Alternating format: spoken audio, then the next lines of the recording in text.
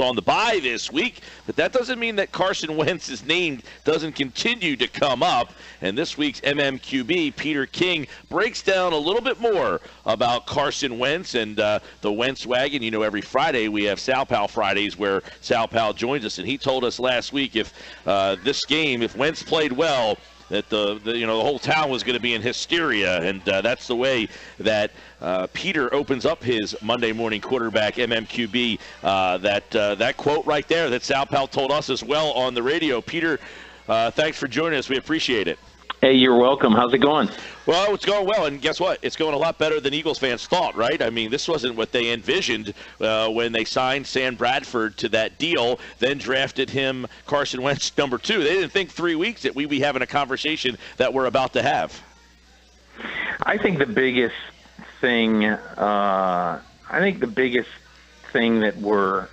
we have learned here in the last 18, 20 days is that, I'll never forget being at the scouting combine. And I said this, I talked to Carson after the game. I was at the game on Sunday, and I talked to him after the game. And I said, you realize that I talked to you for 20 minutes at the scouting combine, and 3 times in the course of that conversation, you said to me, and I quote, "It's just football."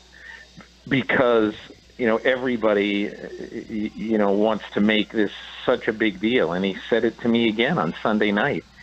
He said, just a lot more publicity and a lot more hysteria surrounding it. But really, Monday through Saturday, we're in here, we're practicing, we're just doing our normal stuff, just like you would on a football team. And so I think he has something in common with these other guys who are playing really, really well, like Dak Prescott. He's not fazed by the hysteria.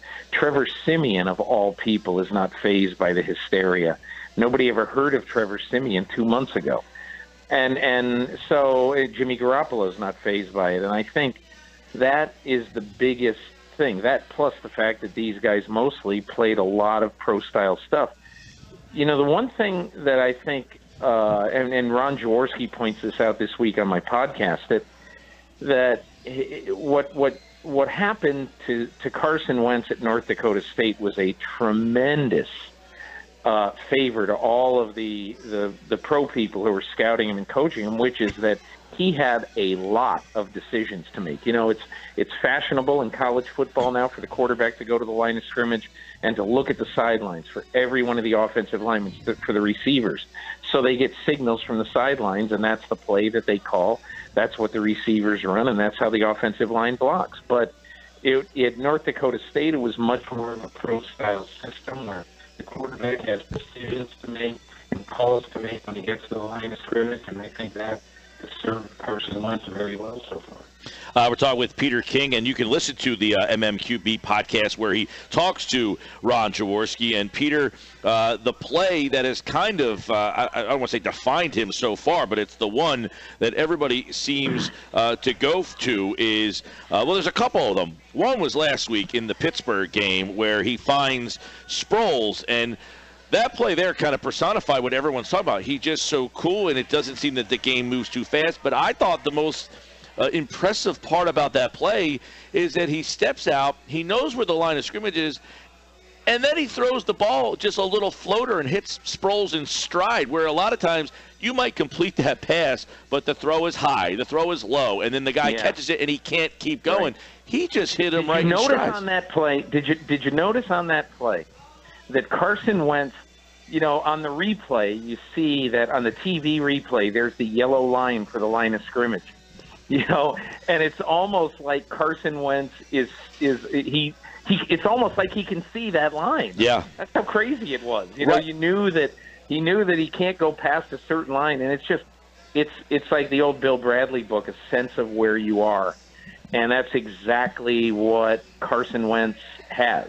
He's got a great sense. Remember a few years ago when we all made fun of Dan Orlovsky of the Lions, when he just kept fading back and back, and he was running out of the end zone. Yeah. And he thought he didn't even know where he was, and he got a safety. Right. I mean, who does that? But then again, if you're a quarterback, you've got to have a sense of where you are. I thought the play you were going to mention was the play against Chicago, that got called back because of penalty. But it was the play against Chicago where Jarrell Freeman, the middle linebacker, is coming free, and Wentz hangs in, and throws a dart right in the middle of three Bear defenders, and it's complete to Brett Selleck.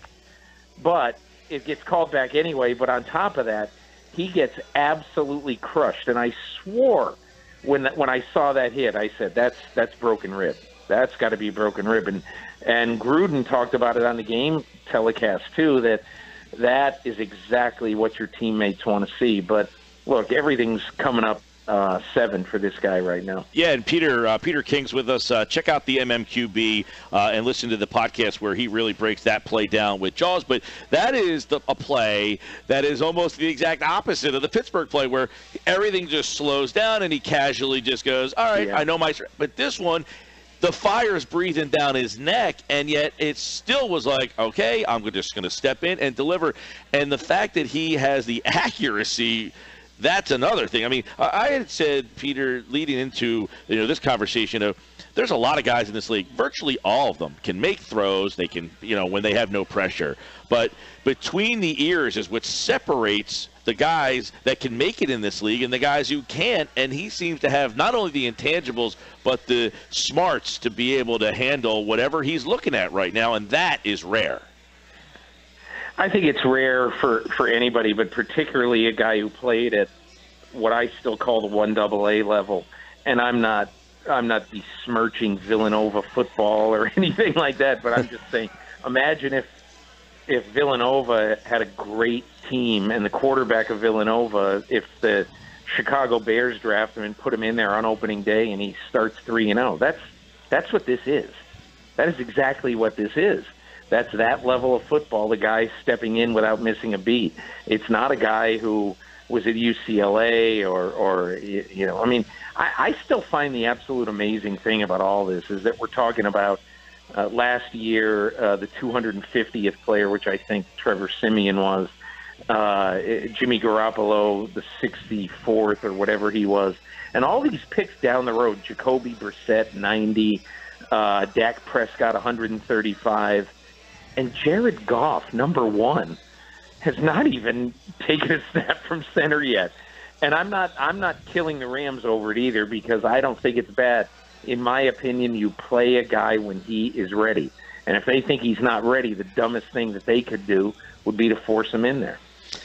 Peter, on the flip side, we mentioned Bradford, and he's in Minnesota playing well now. Is this a classic case of this was a win-win for everybody? I mean, do you think in the end, because the knee-jerk reaction is, wow, they gave up a first-round pick for Bradford, but now that the dust is settling a little bit, was it just something that you don't see often in these trades anymore? Is that, hey, they're both happy, they're both smiling? It's a trade that's going to be monumentally helpful to both teams. First of all, Howie Roseman getting a 1 and a 4, or whatever that's going to be, say a 1 and a 3, either probably a 3 or a 4. But Howie Roseman getting that for a guy who he wasn't going to have on his team in 5 months, I think is tremendous, especially when you have insurance at that position and when you're in great shape at that position. On the other hand, I think it was a brilliant trade by Rick Spielman of the Vikings, very simply because after this year, if Spielman decides, and if his trainers come to him and say, hey, Teddy Bridgewater is really rehabbing great, he's going to we a 95% chance he's going to be fine for opening day. Then if you're Rick Spielman, you can go out and trade either. If you choose, you can hang on to both, that's fine. But you have a chance to go out and get your 1 back by trading Sam Bradford to pick a team, the Chicago Bears or whoever they would trade him to.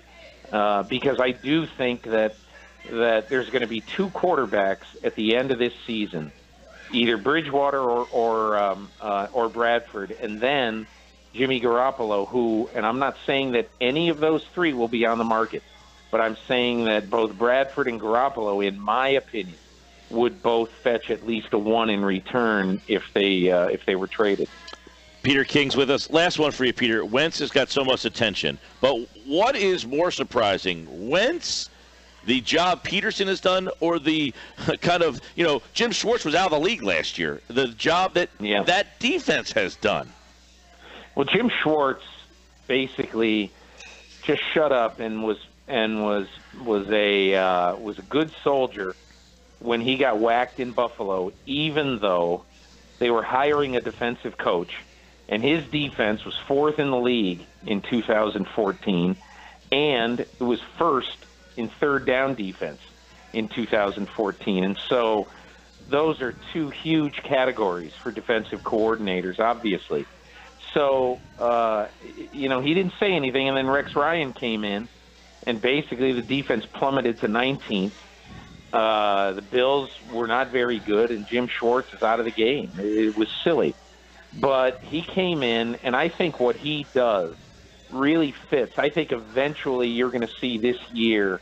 Look, we all knew that regardless of what was going to happen and who was going to coach this team, Fletcher Cox, Connor Barwin, Brandon Graham, in my opinion, they're going to be great fits almost in any defense. But I think this defense really is going to be a good fit over the next couple of years for Vinny Curry. I think Vinny Curry's potential is really going to be realized under Schwartz, and you're going to see a lot more of the kind of athletic pass rusher that I think the Eagles thought when they were drafting whatever he is, a 275, but nimble, edge guy when he's assigned, when he's asked to be able to do that. So I think that's really going to turn out to be a great choice for them, bringing Jim Schwartz on. Yeah, I agree with you on Curry, too. Real quick, Greg Roman's from our area. That was, kind of sudden. But any thoughts that he gets back into the league? Is his name coming up as a guy that will get back into the league next year? Well, he'll certainly be back in the league. Right now he can afford to be choosy. The Bills basically are paying him $3 million in the next 16 months to not coach. So he doesn't have to go out and do anything. I'll tell you this about Greg Roman. He really is an interesting person. He's got a great background. His uncle wrote a very noted biography on Paul Brown, probably the best thing ever written about Paul Brown.